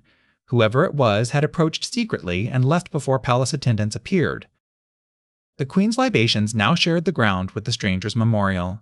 Fear, loyalty, guilt, and hope occupied the same tomb without becoming the same emotion. Sophocles and Euripides create other recognition sequences, questioning hair and footprints or using an old scar. The changing details show dramatists revising a familiar return. Here we remain with Aeschylus, where grave ritual brings brother and sister together. The place of death becomes the meeting point from which action will re-enter the palace. Orestes and Pylades had already reached the Argive land and visited the tomb before hiding nearby. They watched the mourning procession without yet revealing themselves. Orestes had cut the lock as an offering to his father. The intimate object crossed the years between exiled son and sister before either spoke. From concealment, Orestes heard Electra pray for his return. He learned that the palace had not absorbed every family loyalty and that his sister still waited. Electra spoke of humiliation, fear, and Agamemnon's dishonored memory. Her words gave Orestes a version of Mycenae shaped by those who had remained inside it. The women recalled earlier family violence and the certainty that arrogant acts produce consequence. Their song gathers separate generations into one moral atmosphere. Orestes stepped from the grove but remained beyond immediate recognition, appearing first as an unfamiliar traveler near a politically dangerous royal grave. Electra saw the strangers and became cautious. Hope had interpreted hair and footprints, but living men on the road could be allies, informers, or threats. The procession's ritual speech ended. Libation vessels rested on the earth while everyone waited for the approaching stranger to identify himself before them. Electra searched the older face for the child she remembered. Exile had changed Orestes, and memory had preserved him at an age he no longer wore. Before proof or embrace, the essential fact had arrived. Orestes stood at Agamemnon's tomb. The next chapter begins with the siblings learning how to believe it. The stranger told Electra that he was Orestes. A name could be claimed by anyone, so the sister who had prayed for him still needed a reason to trust. Electra's hesitation was not coldness. Long hope can become cautious at the moment of fulfillment, because a false recognition would make the loss happen again. Orestes offered family signs and a woven garment made in childhood, according to the play. Private objects supplied what years of physical change had removed. Electra accepted him, and the siblings embraced beside their father's grave. Their reunion restored affection, yet almost immediately directed that affection toward a dangerous shared task. Orestes presented Pylades, companion from exile and son of the household that protected him. Electra now saw the friendship that had replaced daily family life. Electra described control inside Mycenae, Orestes described distance, training, and messages from home. Each sibling had survived the same family crisis through an opposite experience. Electra remembered a young brother carried away for safety. The man before her had made decisions without her, and he returned carrying a command from Apollo. Before coming to Mycenae, Orestes had consulted Apollo at Delphi. The sanctuary gave divine form to the question every messenger had already placed before him. The oracle ordered him to punish those who killed Agamemnon, treating vengeance as a duty owed to father, kingship, and divine justice. Apollo also warned of illness, isolation, and haunting if Orestes refused. The command therefore arrived with coercion, narrowing moral choice much as the wind had narrowed Agamemnon's at Aulis. Orestes understood himself as Agamemnon's heir, responsible for restoring honor and household order. That identity emphasized one parent precisely when the task threatened the other. Clytemnestra was not an abstract enemy. She had given him life and may have helped preserve it. The story's force depends upon that relationship remaining real. The siblings called upon Agamemnon beneath the earth, asking his support. The tomb became parent, altar, council chamber, and imagined source of authorization. Orestes, Electra, and the chorus exchanged cries and prayers around the grave. Their language intensified one another until grief became a plan requiring action. Orestes heard Clytemnestra's dream and identified himself as its serpent. Born from her, returning to the breast, he believed he was the danger she had foreseen. He would enter Mycenae disguised as a traveler and announce his own death. The palace's response would reveal loyalties and draw Aeschylus within reach. Orestes prepared the voice and manner of a visitor from Phocis. Familiar birth had to disappear beneath the habits learned during exile. Pylades would accompany him and preserve the story through disciplined silence. A second stranger made the report credible while reducing opportunities for contradiction. Electra could not join the approach without exposing the strangers. After years of waiting for Orestes, she now had to let him disappear into the palace again. The two men climbed toward Mycenae as ordinary travelers carrying news. Above them, walls associated with Agamemnon stood under the guards of his killers. At the palace door, Orestes called for the household master and offered a message. Hospitality required that news-bearing strangers receive a hearing before suspicion closed the entrance. Clytemnestra came forward as ruler and host, not recognizing the adult son before her. Orestes now faced his mother while maintaining the identity of a messenger. He said a Phocian traveler had asked him to report that Orestes was dead. The account was deliberately ordinary, wrapped in the practical question of where to send remains. Clytemnestra lamented that the family's destructive power had taken another child. The speech may contain genuine shock even if relief also followed the removal of a threat. For the regime, Orestes' death promised security. The person Apollo sent into the palace therefore watched his own false absence alter the balance around him. Clytemnestra ordered that the travelers receive lodging and food. The household's hospitality, once used against Agamemnon, now sheltered the son planning another reversal. The queen summoned Cilissa, Orestes' childhood nurse, and told her to bring Aeschylus. The old woman carried the news with a grief unlike the ruler's formal response. Cilissa remembered feeding, cleaning, calming, and waking with the baby Orestes. Royal genealogy became the bodily labor through which one vulnerable child had actually survived. She wept as she crossed the courtyard, believing the child she raised had died far away. The chorus women recognized that this grief had no political performance in it. Cilissa explained that Clytemnestra wanted Aeschylus to come with armed attendants. The detail could protect him and destroy the stranger's plan within the palace. The women urged her to summon Aeschylus alone, suggesting the news was best heard privately. A small alteration in a servant's message became decisive. Cilissa agreed and continued toward Aeschylus. Her choice joined servants and captives to the returning heir, creating a hidden network beneath palace authority. The chorus asked the gods to guide the plan and restore the house. Their prayer again equated restoration with a death not yet carried out. Orestes and Pylades waited behind the formal protections of hospitality. Sounds from the corridor could mean a servant, the ruler, or guards alerted too soon. They kept identifying seals and weapons beneath their travel gear. Until Aegisthus entered, the success of the plan depended more on stillness than force. From outside the central rooms, Electra watched doors and messengers. She possessed no direct control over the next event despite having sustained the hope that created it. Celyssa delivered the false news and implied the visitors had details. Aegisthus wanted confirmation from witnesses who had supposedly seen the end of his rival's son. Following the altered message, Aegisthus approached with few or no guards. Confidence in Orestes' death made him less cautious at the moment caution mattered most. When Orestes' resolve faltered, Pylades reminded him of Apollo's command and their sworn purpose. The companion's rare speech returns the divine pressure to the room. Footsteps reached the passage and the door opened for Aegisthus.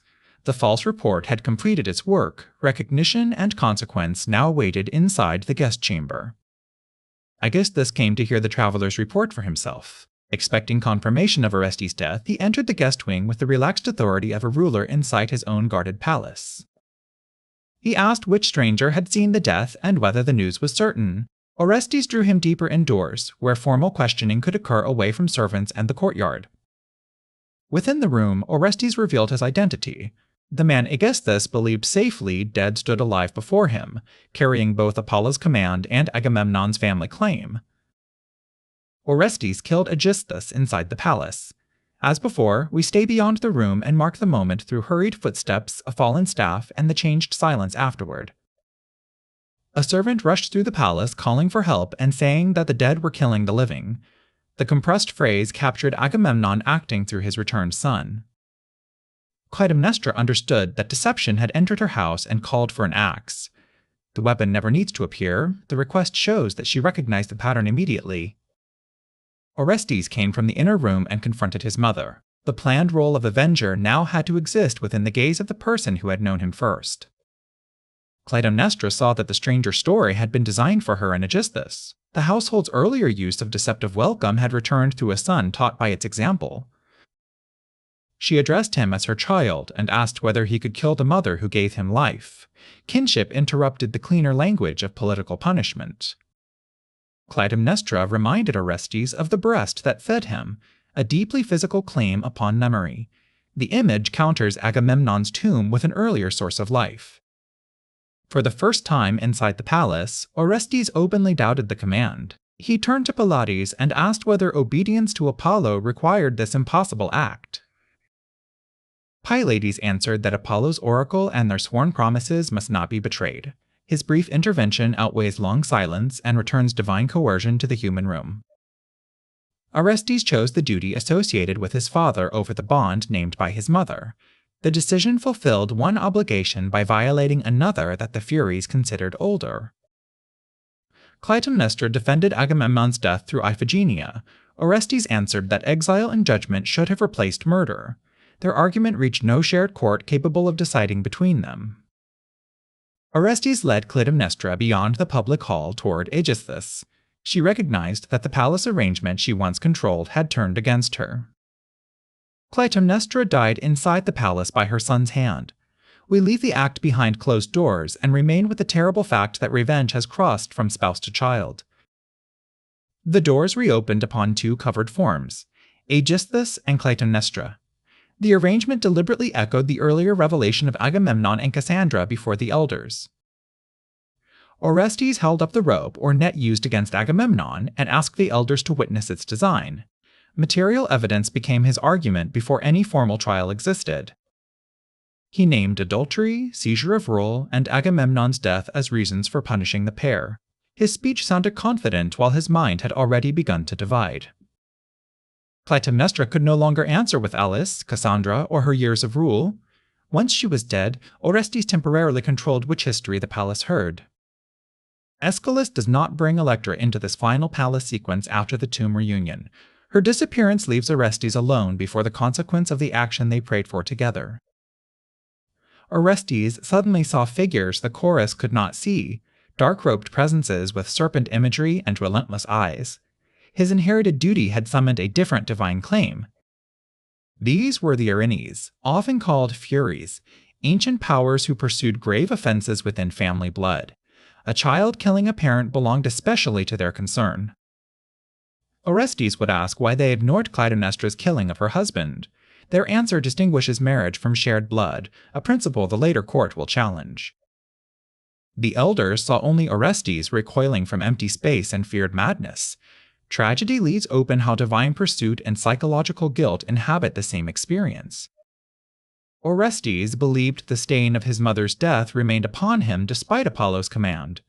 Obedience had not protected him from the meaning of the act. He fled before the new rulers could become a restored household. Pylades followed, while the Furies moved with the persistence of a claim no road could outdistance. Mountain tracks carried them away from the Argive plain. Orestes slept in brief intervals, woke to fear, and continued toward the god whose oracle had sent him. They reached Delphi, where Apollo's sanctuary offered purification and protection. The return transformed the oracle from distant authority into a god responsible for its consequences. Ancient ritual used water, laurel, and an animal offering to address blood pollution. We leave the sacrifice unseen and show Orestes seated as Apollo's attendants perform cleansing rites. In the Eumenides, Apollo appears beside Orestes and promises not to abandon him. Divine command now becomes divine legal advocacy rather than immediate freedom.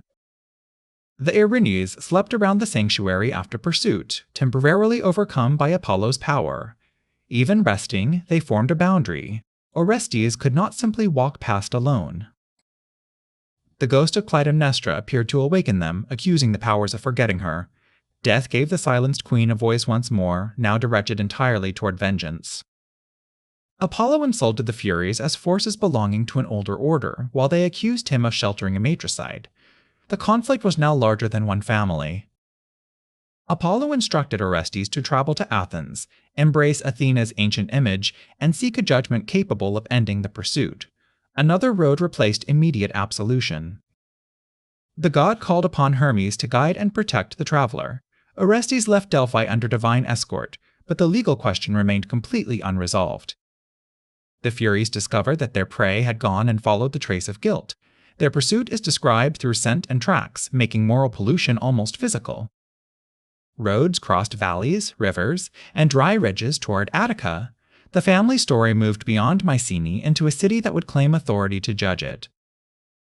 At Athens, Orestes reached Athena's image and held it as a suppliant. Contact with the sacred object asked protection without yet claiming innocence. The Erinyes entered Athens and found him at the shrine. Neither flight nor purification had settled the competing duties, so Athena herself would have to hear them. Orestes held Athena's image while the Erinyes surrounded the sanctuary. Suppliant and pursuers had reached a place where neither could act freely without the absent goddess. Athena arrived from distant concerns in the dramatic imagination and asked who had brought conflict to her city. She began not with judgment but with questions. Orestes identified himself as son of Agamemnon and explained that Apollo had purified him. He no longer approached as an untouchable polluted fugitive, though the moral case remained. The Erinyes named him a matricide and demanded the ancient right to pursue blood guilt. They did not see themselves as monsters, but as necessary guardians of family boundaries. Athena judged the dispute too grave for a single quick decision. Both sides invoked gods, kinship, and justice, and either outcome could create lasting anger. She called chosen Athenian citizens to hear evidence and vote. The family feud would move from secret rooms and personal retaliation into a public procedure. The court assembled on the Areopagus, the rocky hill associated with Ares. Aeschylus gives a familiar Athenian institution a sacred origin inside heroic myth. This is not evidence that Orestes was a historical defendant or that one trial literally founded Athenian law. The play uses myth to think about civic judgment. Athena declared that the tribunal would continue for future citizens. Fear of wrongdoing and respect for law should protect the city without either anarchy or tyranny. A herald called the gathering to order. The jurors took their places, witnesses waited, and arguments replaced the chase that had crossed Greece. The prosecution began by asking whether Orestes had killed his mother. He answered directly that he had, refusing the disguise and false report used at Mycenae. Asked why, Orestes named Apollo's oracle and Clytemnestra's killing of Agamemnon. His defense combined obedience to a god with retaliation for a father. The Furies argued that Clytemnestra did not share Agamemnon's blood, while Orestes shared hers. Their divine office prioritized the parent-child bond over marriage. This distinction explained their pursuit, but did not answer the whole conflict. If no power judged murder between spouses, Clytemnestra's act seemed to fall outside their concern.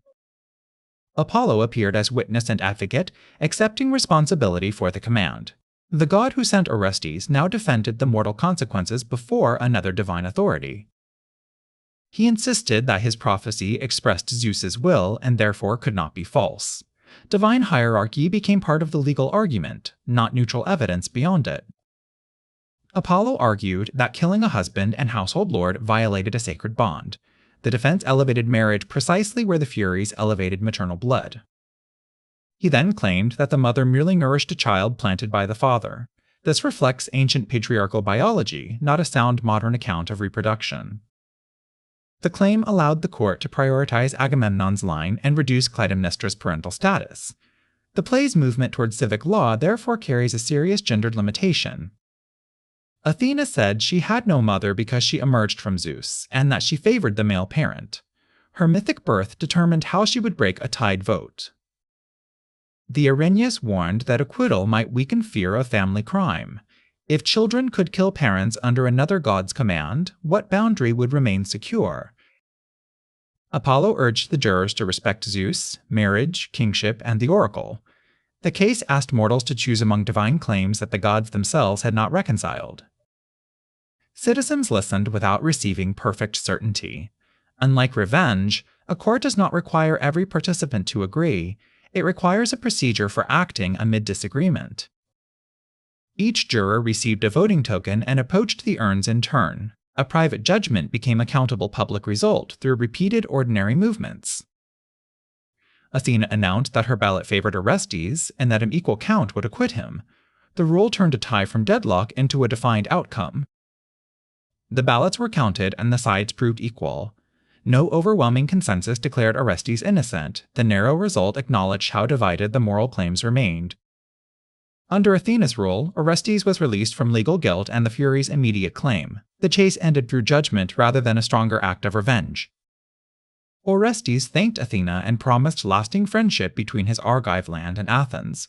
Personal rescue became a political alliance within the play's civic imagination. The Erinyes remained, furious that younger gods and human votes had displaced their ancient right. They threatened to release bitterness into the Athenian soil. Their anger imagined failed crops, broken families, and civic division. Winning the case would mean little if the excluded powers turned the whole community barren.